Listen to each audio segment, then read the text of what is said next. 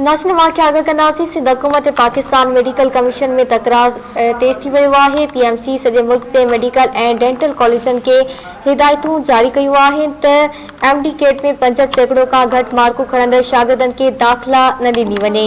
पधिराई में चयो वियो आहे त एमडी-कैट में 65% मार्कूं न खणंदड़ शागिर्द खे एमएमसी रजिस्टर न कयो वेंदो।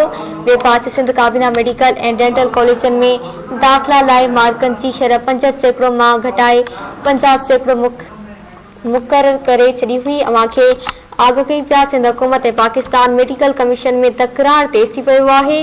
पीएमसी सॼे मुल्क जे मेडिकल ऐं डेंटल कॉलेजनि खे हिदायतूं जारी कयूं आहिनि त एमडी-कैट में 65% खां घटि मार्कूं खणंदड़ शागिर्दनि खे दाख़िला न ॾिनी वञे। पधिराई में चयो वियो आहे त एमडी-कैट में 65% मार्कूं न खणंदड़ शागिर्द खे एमएमसी रजिस्टर न कयो वेंदो। ॿिए पासे सिंध काबीना मेडिकल ऐं डेंटल कॉलेजनि में दाख़िला लाइ मार्कनि जी शरह 65% मां घटाए 50% मुक़ररु करे छॾी आहे।